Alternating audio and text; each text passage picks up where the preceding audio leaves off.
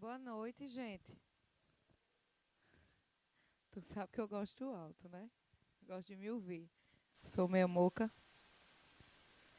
E aí, amém? Todo mundo já começando a ficar renovado? Sim ou não? Sim?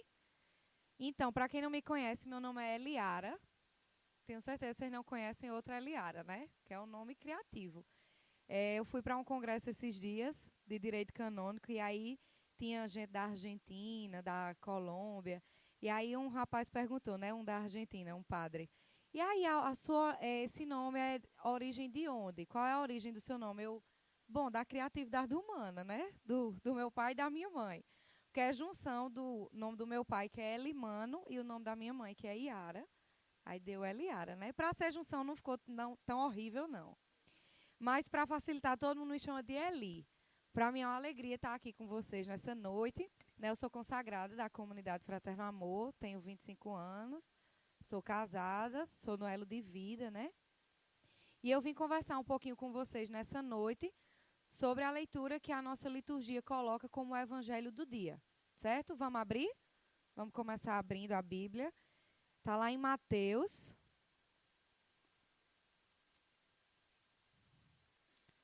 capítulo 13, a partir do versículo 44. Todo mundo está me ouvindo bem? Sim ou não? Sim? Tá. Mateus, capítulo 13, a partir do versículo 44. Achou? Todo mundo achou? Pois bem. Proclamação do Evangelho de Jesus Cristo, segundo São Mateus. O reino dos céus é como um tesouro escondido num campo. Alguém o encontra, deixa-o lá bem escondido e, cheio de alegria, vai vender todos os seus bens e compra aquele campo. O reino dos céus é também como um negociante que procura pérolas preciosas. Ao encontrar uma de grande valor, ele vai, vende todos os bens e compra aquela pérola. Palavra da salvação. Pois bem, esse é o evangelho do dia. E quando o coordenador da pregação pediu para que eu ficasse no dia de hoje, né, conversasse um pouquinho com vocês, eu sentia que tinha que ser o evangelho do dia. E aí eu tenho adoração na quarta, a gente tem adoração perpétua na comunidade, né? E aí o meu horário da quarta é de 6 da manhã. E aí eu disse, bom, eu vou preparar no meu horário da adoração, né? Quando eu abri, aí tinha esses dois versículos, 3 versículos só, né? E aí eu fiquei, bom, é um texto tão óbvio, mas o senhor pode me dizer o que o senhor quer que eu diga lá, porque é um texto autoexplicativo, não tem muito mistério, né? Ele começa a dizer que o reino dos céus é como um tesouro escondido num campo, quem encontra, vai, vende tudo o que tem e compra esse tesouro. E depois ele diz que o reino dos céus é também como um negociante que procura pérolas preciosas e, ao encontrar uma de grande valor, vende todos os bens e compra aquela pérola. É meio autoexplicativo, vocês acham sim ou não? Eu preciso que vocês me respondam, porque eu tenho um problema psicológico. Eu não gosto de me sentir falando sozinha. Vocês entendem? Vocês acham também que é autoexplicativo, né? Vende tudo o que tem para adquirir aquele bem. E aí eu disse, não. Por trás de toda a palavra de Deus tem um mistério, tem uma mensagem nova. Como dizia a canção, tudo novo, né? E a palavra de Deus é assim. Hoje, se eu ler, Deus vai me falar uma coisa. Amanhã, se eu ler a mesma palavra, Ele me fala outra coisa, né? É sempre novo. A gente faz esse exercício no ministério de pregação. Quando a gente vai ver que Deus realmente fala para cada um, a gente faz o exercício de pegar a mesma palavra, ler para todo mundo e começa. Tiago, o que essa palavra diz para você? Tiago vai por um caminho, né? Natália vai por outro caminho, Vilma vai por outro caminho, na mesma palavra. Porque Deus se renova, né? A palavra é viva. E aí a gente precisa entender que esse contexto, o capítulo 13 de Mateus, é justamente chamado de Sermão das Parábolas. Jesus começa a pregar e a falar em parábolas sobre o reino dos céus. Então, ele inicia esse capítulo com a parábola do semeador, né, que é bem conhecida, que é o homem que semeou num terreno infértil, num cheio de espinho, né? Então, ele inicia com a parábola do semeador, depois ele explica essa parábola, depois ele cita a parábola do joio e do trigo, depois ele fala que o reino dos céus é como um grão de mostarda e o fermento, que ele vai falar do fermento dos fariseus. Depois ele explica essa parábola do joio e aí ele entra nessa parábola do tesouro e da pérola. Em seguida, ele ainda compara o reino dos céus como uma rede, né? Então, a gente percebe que esse capítulo é chamado Sermão das Parábolas. Jesus vai falando em parábolas. E aqui em Mateus, Jesus mesmo fala, diz assim, Jesus falava tudo isso em parábolas às multidões. Nada lhes falava sem usar de parábolas para se cumprir o que foi dito pelo profeta. Abrirei a boca para falar em parábolas, vou proclamar coisas escondidas desde a criação do mundo. Então, por isso que ele começa a falar em parábolas. E a parábola de hoje, que a gente vai tentar entender mais a fundo, certo? Qualquer coisa vocês me ajudam, beleza? Então, eu comecei a observar, né, e dizendo a Deus, pode desvendar aí o que é que o Senhor quer que eu diga hoje, porque não é possível que seja tão óbvio, né? E eu comecei a ler cuidadosamente. E é preciso que a gente entenda que nenhuma palavra está na Bíblia por acaso ou é porque é desnecessária. E como é que você sabe disso, ali? Porque lá no final do Evangelho de São João, ele vai dizer o seguinte: este é o discípulo que dá testemunho destas coisas e as pôs por escrito. Nós sabemos que seu testemunho é verdadeiro. Ora, Jesus fez ainda muitas outras coisas. Se todas elas fossem escritas uma por uma, creio que nem o mundo inteiro poderia conter os livros que seria preciso escrever. Então, São João escreve o Evangelho, né? E ele diz, eu dei testemunho disso, mas Jesus fez muitas outras coisas que nem todos os livros do mundo caberia para escrever. Então, se essa parábola está aqui escrita, é porque ela é muito importante para que a gente entenda o que Jesus quis revelar. Vocês entendem assim, sim ou não? Sim? Então, vamos lá tentar desvendar. O reino dos céus é como um tesouro escondido num campo. E aí eu já parei, né? E eu fiquei, um tesouro escondido no campo. E comecei a perguntar a Deus, por que escondido? Por que um tesouro escondido? Porque de fato o é. O reino dos céus não é possível encontrar como um caça-tesouros, por exemplo, que a gente vai encontrando dicas e vai indo para os caminhos, né? Todo mundo já brincou de caça-tesouro aqui, sim ou não? Sim, né? A gente vai e acha uma dica, aí corre todo mundo. No carnaval, antigamente, a gente fazia isso, nas gicanas. Mas a gente tirou porque dava briga, né? Nos grupos, aí não era bom, não. Tirava a unidade. Mas o reino dos céus não é possível encontrar assim. Ele é, de fato, como um tesouro escondido, porque os nossos sentidos, por si só, eles não nos permitem encontrá-lo. Eu não vejo o reino dos céus aqui na minha frente. Eu não toco o reino dos céus, né? Eu não saboreio o reino dos céus propriamente dito. Por isso que é um tesouro escondido. Por exemplo, a gente vai adorar Jesus vivo na Eucaristia. Ele nos disse que ele estaria ali presente e vários milagres durante a história já provam que é Jesus vivo. Né? Milagre de Lanciano, quem nunca ouviu falar, pode colocar na internet, milagres eucarísticos. Né? Vários milagres que aconteceram pelo mundo, porque Jesus insiste em provar que é ele. Mas a gente vai estar aqui diante dele, né? E pode acontecer que algum de nós saia daqui sem ter experimentado o reino dos céus.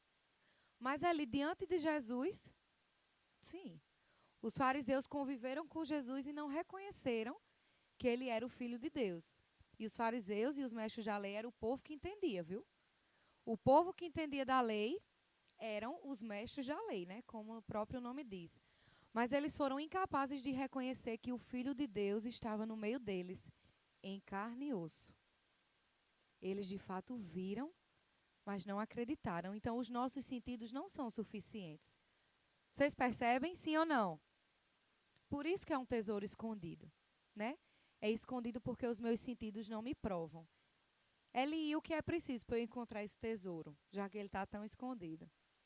É preciso uma experiência autêntica, né? Todo pregador acho que diz que Jesus não é invasivo, né? Tem uma leitura que ele diz: eis que estou à porta e bato, se abrires, entrarei e cearei contigo. Mas ele coloca uma condição: se abrires, né? Ele não é invasivo, ele não impõe. Se assim o fosse, ele teria tirado a nossa liberdade, o nosso livre-arbítrio de procurá-lo ou não, de sermos gratos a ele ou não, né? Mas ele quis nos dar um livre-arbítrio, porque ele quer que a gente escolha por ele, como ele escolheu por nós. Então, para encontrar esse tesouro escondido, eu já entendi que ele é escondido e o porquê. Então, a gente já começa a entender essa parábola, por que é escondido. Porque os meus sentidos, eles não vão me mostrar o reino dos céus. Andrei costuma dizer que milagre não é suficiente para manter a pessoa em Deus. Quantos milagres Jesus realizou no tempo dele, né? Se a gente for pegar desse capítulo 13 para trás de Mateus, a gente vai ver inúmeros.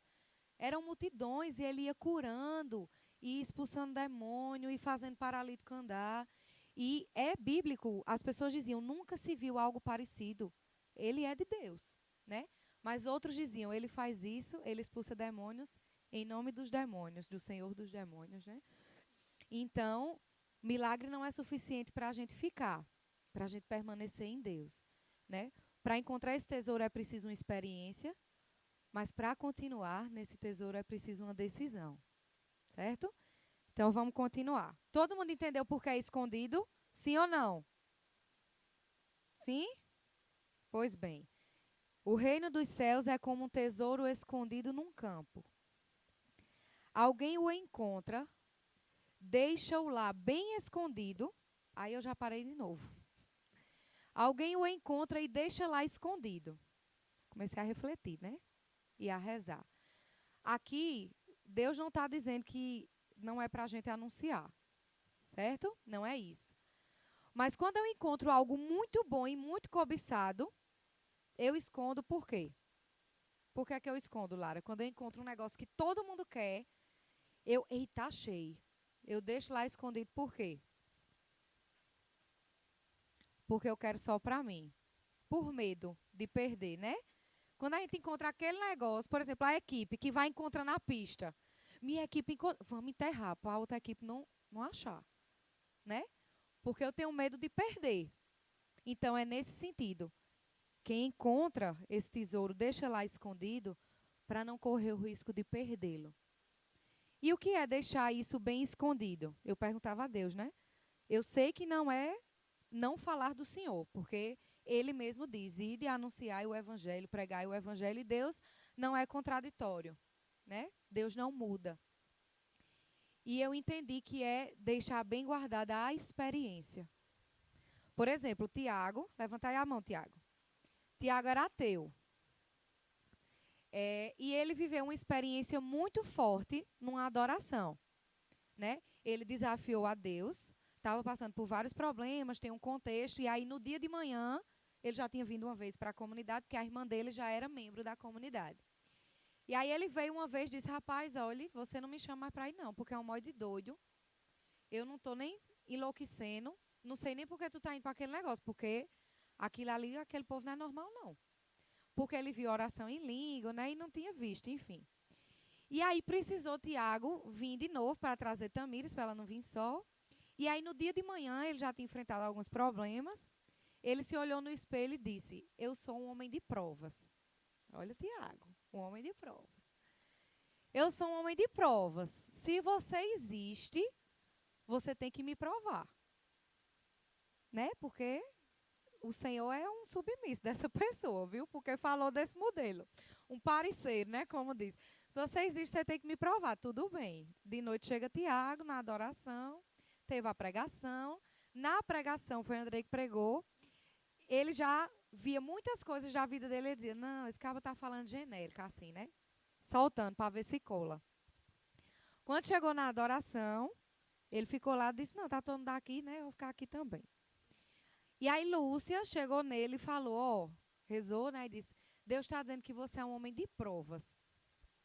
Na mosca. Mas olhe para ele é a verdade está diante de você. Acredita. Aí Tiago disse que na hora, meu amigo, o que eu disse, do mesmo jeito, não, tá inventando. É uma anta, não é não? Você tem o português todinho para dizer, você vai dizer que é um homem de prova, porque Tiago não tem cara de ser um homem de provas. Tiago não tem cara de ser um homem sério, não tem. Quem conhece 5 minutos ele sabe. Né? Lúcia não ia tirar isso do nada. Pronto, mas ele ainda disse, não, não me convenceu. Anteriormente disse, você está pensando que é assim, é? Que é moleza? Não me convenceu. Foi um tiro no escuro aí e para mim isso não é nada. Tudo bem. Aí Andrei estava ministrando no microfone, saiu do microfone, ele só faz isso quando realmente é impulsionado, né? Começou a rezar em Tiago, aí disse, olha, Deus está me mostrando você no seu quarto, numa madrugada que você se acordou chorando e não estava conseguindo dormir, você estava com um short tal cor, você estava sozinho em casa e você dizia isso, isso e isso, e você conseguiu dormir, Jesus está dizendo que era ele que estava do seu lado. Minha gente, o homem de provas foi-se embora nas lágrimas desse homem, viu? Tiago se acabou. Na outra quarta vem Tiago de novo, né? Eu quero mais uma prova. E Jesus toma palavra. Na terceira, Tiago disse, só esperando alguém rezar nele aqui, né? Nada. Não ouviu nada. E nesse dia ele partilhou, olha, gente, eu vivi uma experiência muito forte há 15 dias. Também vivi uma experiência muito forte semana passada, mas hoje eu não senti nada. Mas a lição que eu levo de hoje é que eu já tenho prova suficiente para acreditar, né? Então, o que é que Deus quer dizer quando ele diz assim, que Jesus quer dizer nessa parábola quando ele diz, deixa lá bem escondido. É você deixar a sua experiência bem guardada dentro de você. Porque a nossa memória nos trai. Hoje a gente pode sair da adoração aqui, Senhor. Senhor pode falar a tua vida, como falou aquela noite de Tiago. E ele disse, mas assim, rapaz, eu só acreditei porque eu estava sozinha em casa naquele dia. Porque se Tamira estivesse, eu ia achar que ela tinha dito a Andrei. Porque ninguém tem assunto, né? Tem que falar de Tiago. Se acha a pessoa. Não, tem gente que diz, Eli, mulher, tu falou aquele negócio. Tu sabe do que eu estou passando? Porque foi para mim. Eu disse, mulher, mas tu é muito prepotente achar que eu estou falando meio de todo mundo para tu. Eu chamo tu e digo, não é não? Se Deus falou contigo, ele está querendo te alcançar de alguma maneira. Então, é Tiago guardar aquela experiência, né, na memória. Porque amanhã, Deus pode não falar nada para ele. E aí ele começa, será? Não, eu viajei. Não existe não, né? E Deus não é obrigado a estar dando palavra a gente não, viu, minha gente? Não é assim. Tiago hoje entende. Deus deu por misericórdia porque tinha um plano maior, mas ele não tem que estar nos consolando, porque a gente não cresce, né? Com os nossos filhos é assim, quem é pai e mãe aqui, se você fica dando tudo o que o menino quer, o menino não cresce, né? Vai ficar uma eterna criança mimada e birrenta. Então é preciso que a gente guarde a experiência daquele encontro com aquele tesouro dentro do nosso coração. Hoje a gente estava aqui trabalhando e a Yane mexendo no caderno espiritual dela, né, de oração. Aí eu só vi ela dizendo, meu Deus, e eu ainda dizia que ele não falava comigo. Aí eu disse, que foi, menina? Achei aqui meu caderno de oração. Meu Deus, olha como Deus era claro. Mas depois disso, ela passou por uma fase que ela não ouvia mais a Deus. Mas porque ela tinha anotado o que Deus tinha dito a ela conseguiu permanecer. É isso, né? Então, isso é guardar o tesouro lá bem escondido, dentro de mim. Porque quando vier a tribulação, quando vier a tempestade, quando ele não falar mais nada, quando eu não me arrepiar na adoração, quando ele não me der aquilo que eu quero tanto, eu vou permanecer porque eu encontrei o tesouro. Eu sei o que eu vivi. Rosália pode não saber o que eu vivi, dizer, Eli, esse tesouro não existe. Rosália, eu sei onde ele está. Eu sei o que eu encontrei, eu sei onde eu guardei. Vocês percebem que a experiência é pessoal, sim ou não? E que a gente tem que guardar, né? Então, isso é o guardar, o esconder, né? Alguém o encontra, deixa-o lá bem escondido. Tá? E aí ele continua, vamos de novo. O reino dos céus é como um tesouro escondido num campo. Alguém o encontra, deixa-o lá bem escondido e, cheio de alegria, vai vender todos os seus bens e compra aquele campo. Não vai vender de qualquer jeito. Vai vender cheio de alegria. E isso é importante. Jesus viveu uma experiência, está aqui no Evangelho, em Mateus 19, que a gente conhece como jovem rico. Certo? Eu vou ler para vocês e a gente vai fazer uma comparação com essa parábola. Diz assim: alguém aproximou-se de Jesus e disse: Mestre, que devo fazer de bom para ter a vida eterna? Ele respondeu: por que me perguntas sobre o que é bom? Um só é bom. Se queres entrar na vida, observa os mandamentos. Quais? Perguntou ele.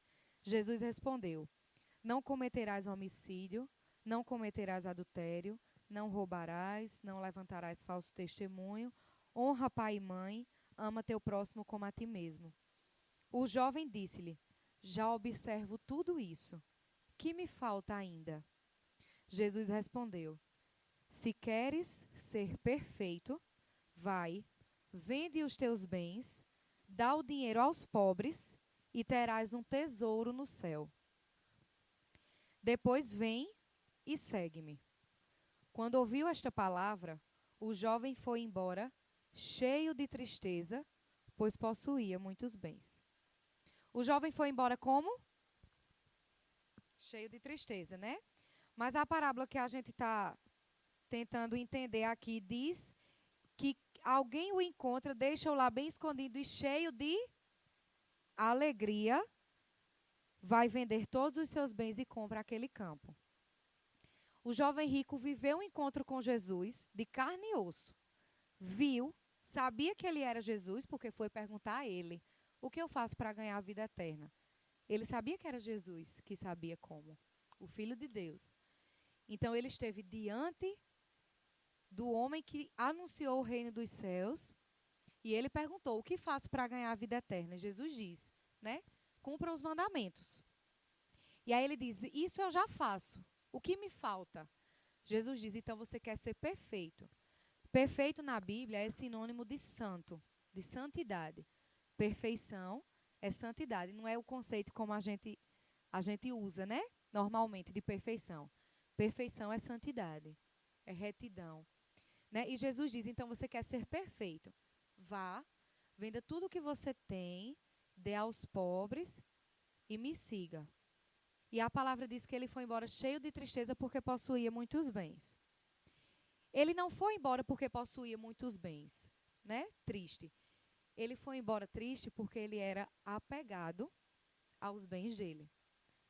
Ele não tinha encontrado um tesouro mais precioso, porque ele estava apegado aos bens dele. Os olhos dele não conseguiram perceber a preciosidade do caminho que ele estava diante dele, né? Que Jesus sugeria para ele. É mais ou menos como aqueles programas, não sei se vocês já assistiram.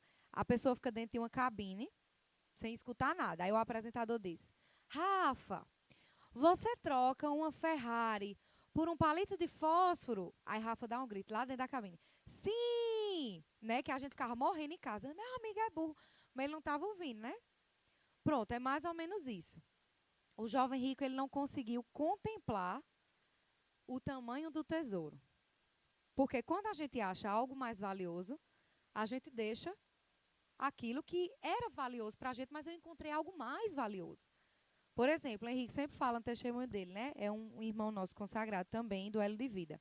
Ele tinha muita vontade de ser concurseiro, de ser concursado, né? De concurseiro ninguém tem vontade de ser. Concursado. Precisa ser, né, gente? Concursado. Já passado. Aí ele passou no municipal. Tudo bem, começou a trabalhar. Não, eu quero algo melhor, mais valioso. Foi estudar, passou no estadual. Olha aí, já melhorou, né? E aí ele precisou tomar a decisão porque ele queria mesmo o federal. E aí ele disse: eu preciso abrir mão desse, né? Eu não consigo conciliar o estudo e o trabalho, mas eu quero um mais valioso. Não é porque o estadual não era valioso. Ele tinha estudado e se esforçado para passar no estadual. Mas ele quis algo mais. Henrique, levanta aí a mão. É ele. Para quem não conhece, né? Então, ele abriu mão do estadual para estudar para o federal. mais valioso. E passou no federal. No TRT de São Paulo, passou todo o tempo lá, passou um ano lá exercendo, ganhando dinheiro, conheceu 3 países, viajou que só. E decidiu deixar esse tão valioso para ser missionário. Viver da providência. Aí a gente pensa, ixi, então Henrique pirou, de tanto que estudou para esse concurso, né?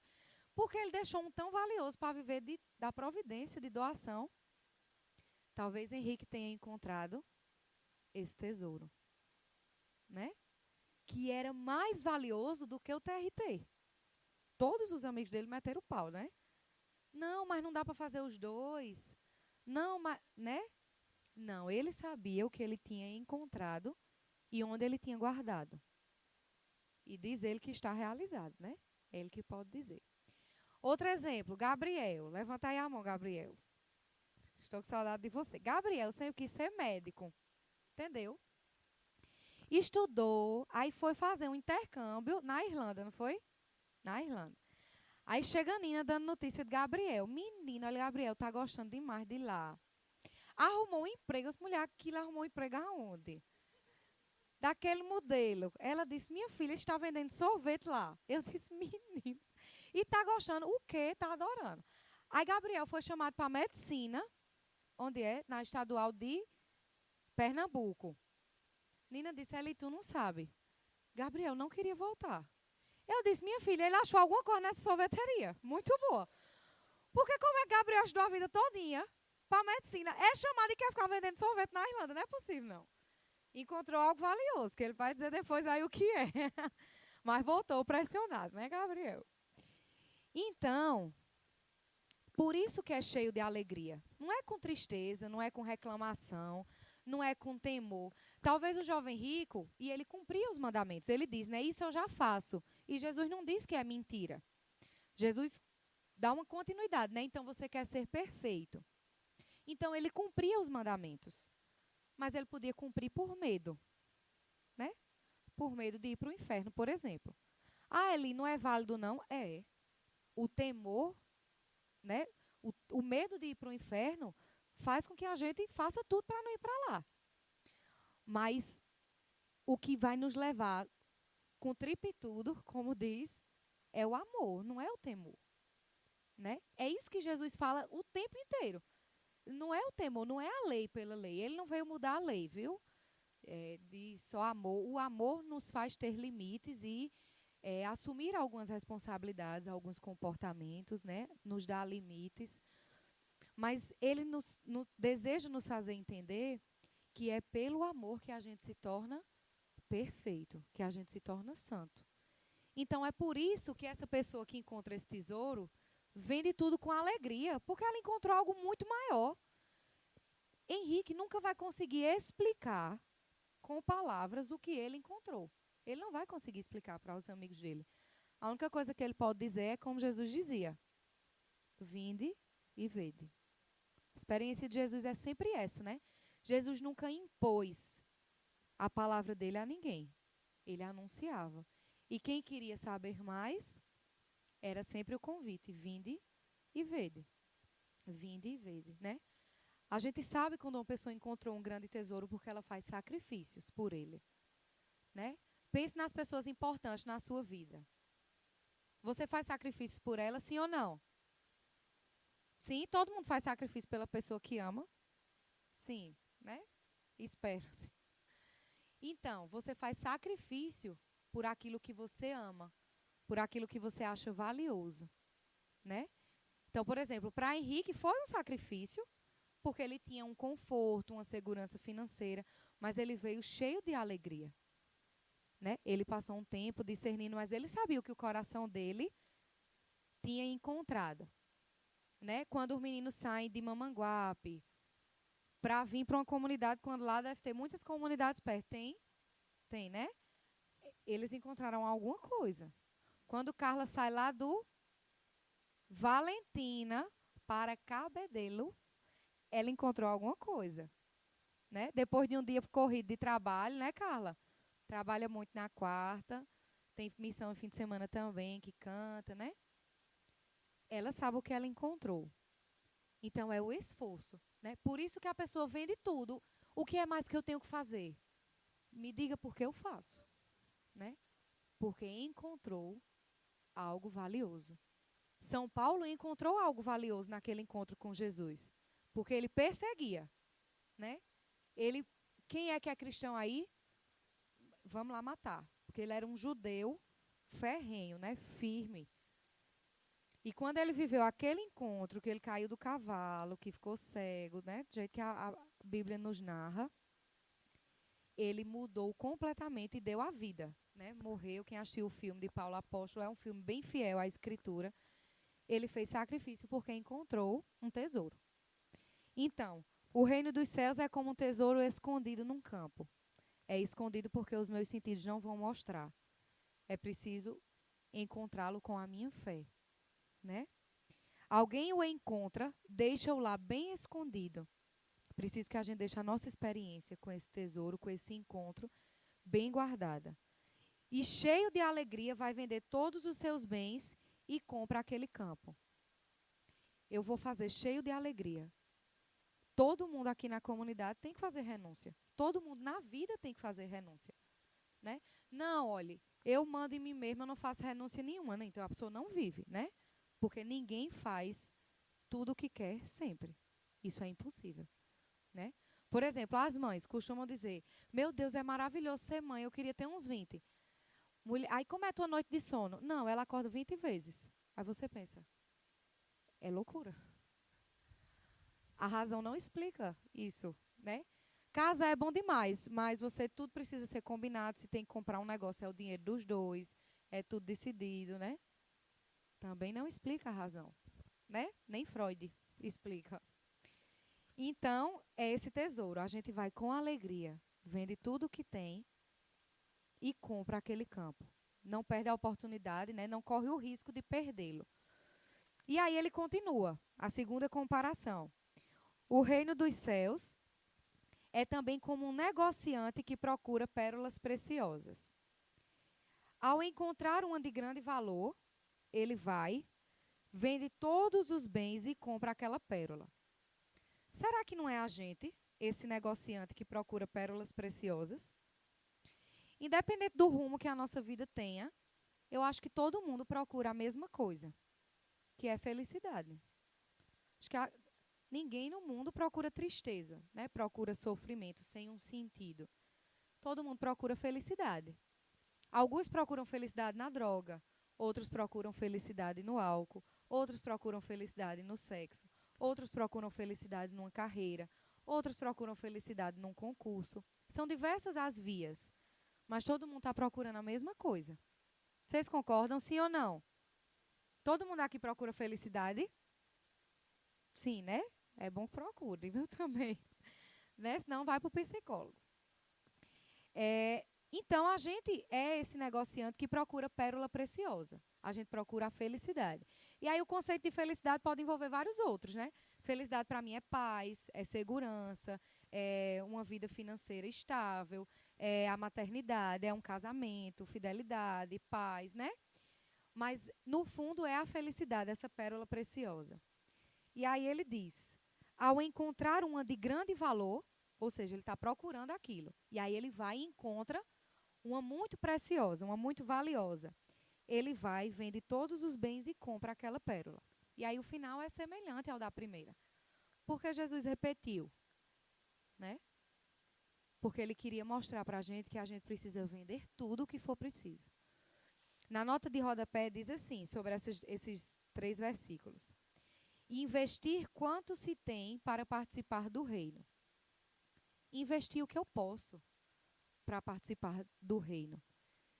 O final é igual. Vende todos os seus bens e compra aquele campo. Vende todos os seus bens e compra aquela pérola. E ele está comparando o campo e a pérola com o reino dos céus. Então, vende tudo o que você tem para não perder o reino dos céus. É preciso que a gente entenda que o reino dos céus é muito valioso, né? Não é qualquer coisa. Só que o que acontece hoje em dia é uma inversão de valores enorme, né? Em todos os sentidos. Por exemplo, faz não sei quanto tempo que a família não se reúne. Aí se reúne todo mundo, vai para um lugar para comemorar, aí fica todo mundo no celular. Inversão de valores, né? Quem é mais importante? O celular ou a família? Quem? A família. Mas com aquela postura, a gente está dizendo que quem é mais importante? O celular. Inversão de valores, né? Por exemplo, a gente vê a inversão de valores em todo canto. No casamento, por exemplo, quando a gente foi casar, aí tem os grupos de noiva, né? Que é uma tentação. Porque lá, tipo assim, todo mundo coloca que tudo é essencial. Meu Deus, chinela é essencial para o casamento. Tá doido de faltar? Um carrinho com sorvete tem que ter no casamento. Ave Maria, é um mico se não tiver. É um crime contra a honra. Carro de churros, café gelado e por aí vai. É um monte de coisa, né? Para vocês terem noção, eu nesse grupo de noiva entrei na pilha também, né? Eu disse, André, a gente tem que terminar de pagar isso para contratar não sei o que lá. Isso a gente lisa, viu? Já presente com força e eu pirada, né? Aí Andrei disse, ô Eli, vem aqui. Muito calmo, né? Deixa eu te perguntar uma coisa. Se der tudo errado, não for fotógrafo, filmagem, decoração não, que tinha isso da comunidade, né? Que a gente não contratou. Enfim, se não for nada, der tudo errado, de fornecedor, e lá só tiver eu, você, o padre e os nossos amigos, você vai estar feliz? Aí eu, calada, que mentir é pecado, né? Não disse que ia estar, porque naquela ocasião eu tinha me deixado levar por essa inversão de valores. E aí ele disse, olha, pois você entenda que o essencial é o sacramento, viu? O resto é supérfluo. Deus está dando porque ele quer mimar a gente. Mas o principal é o sacramento. Aí eu saí logo dos grupos, né, para me orientar. E pronto. A gente vê muito isso, né? Eu recebo muitas ligações, porque no casamento da prima de Andrei, eles casaram na igreja e tinham muita vontade de fazer a festa na casa. Aí casaram na igreja e na casa, já casados, Andrei falou sobre a história deles. E aí esse vídeo ficou famoso, várias noivas viram. E aí liga, né? Mulher, olha, ele pode dar uma bênção. Não, ele não é padre nem diácono. Aí vou explicar, né? Enfim. E na maioria das ligações é assim. Ele vai casar na igreja? Eles vão casar na igreja? Pergunto, né? Não, mulher, olha, porque ficou sem dinheiro, foi tão em cima da hora. Aí a gente decidiu fazer só uma coisinha assim no Porto Pinheiro, no Espaço Beach. Gente, ficou sem dinheiro de casar na igreja? Meu amigo, leva um atestado de pobreza. O padre não vai cobrar, não. Diga aí, ó a inversão de valores. É na hora um infarto, um mini infarto, né? Não, senhora, manda eles casarem na igreja, que aí a gente vê. Mas assim, você percebe a inversão de valores em todos os lugares. Matrimônios, maternidade, né? Tudo. Para o menino se calar é o quê? Vídeo. Com força no celular, né não? Menino chorou, né? E aí eu, meu Deus, como era o povo antigamente? Tinha 15 filhos, 20 filhos e se criava tudo. E como é isso? É a inversão de valores que a gente vê hoje em dia, né? Então, por isso, talvez o reino dos céus ainda não seja tão precioso para a gente. Porque a gente é uma geração imediatista. A gente quer aqui e agora, ver agora. Tá certo, cadê o reino do céu aqui e agora? Porque se Jesus aparecesse e dissesse amanhã, vocês vão morrer. Era nego correndo para todo lado, para se confessar, para ir doar tudo para os pobres, né? Mas enquanto ele não diz que a gente vai morrer amanhã, a gente sempre deixa para amanhã. Não, amanhã eu vou. Não, amanhã eu faço isso que Deus... Deixa eu passar no concurso, né? E tu sabe quanto tu tem, quanto tempo tem, né? A gente não sabe. Eu queria muito saber, mas não sei. Também é bíblico quando uma leitura que Andrei sempre fala, que diz assim, ninguém pode acrescentar um só dia à sua vida. Né? Por mais dinheiro que a gente não acrescenta mais um minuto da nossa vida. Quando a morte vier, né, é o nosso encontro. Então, a gente precisa entender se a gente vai vender tudo, e aí a gente precisa entender. Então, Eli, eu preciso deixar tudo, meu marido, meu emprego, minha casa, deixar tudo para seguir a Jesus? Não, ele que vai lhe dizer. Né? Eu não vou saber o que ele vai pedir de você. Por exemplo, Rafa e Felipe são membros de aliança da comunidade, do Elo de Aliança, que é o quê? Para quem não sabe, né? São membros da comunidade, possuem o carisma, mas evangelizam nos seus trabalhos. certo? E eu, por exemplo, e Andrei somos membros do Elo de Vida. Deus nos pediu para deixar o nosso trabalho secular e trabalhar só para Ele, para a evangelização. Vocês percebem que são duas formas diferentes, sim ou não? Mas o objetivo tem que ser o mesmo. Anunciar o reino dos céus. Então, Felipe, quando ele sobe num palco para cantar as músicas dele, numa festa, com a vida dele, ele tem que anunciar isso. Rafa, do mesmo jeito. Quando ela vai para o São Paulo Fashion Week, para os negócios de moda, ela também sabe que a vida dela precisa falar isso. E eu e Andrei, quando vamos às pregações ou a encontros, a nossa vida também precisa falar isso. Não é um vai fazer mais e outro vai fazer menos. Deus pediu coisas diferentes a nós, né? Mas Rafa e Felipe, dentro do que Deus pediu a eles, eles venderam tudo. Tentam vender todo dia, né? A gente também tenta vender todo dia. Porque o povo diz, deixaram tudo, que lindo, são santos, né? Não, gente, é um desafio diário, viu? Né? Quando eles foram entrar na comunidade, eles entenderam que seria uma renúncia. Eu lembro que Rafa teve formação por conta de... ela já não fazia antes, né? Mas foi esclarecido para ela que ela não poderia, por exemplo, fotografar roupas que mostrassem muito o corpo, porque é preciso evangelizar no meio dela. E ela acolheu isso com alegria. Então, vendeu o que ela tinha com alegria, né? E Deus vai pedir a você. Já já ele vai estar aqui, aí você pergunta, Senhor, eu quero... Quem não encontrou vai dizer, eu quero encontrar esse tesouro, né? Me permita viver uma experiência. Quem já encontrou, pede para fazer memória. Senhor, eu sei que eu já te encontrei, porque aquela experiência ninguém consegue explicar. Eu sei o que eu vivi.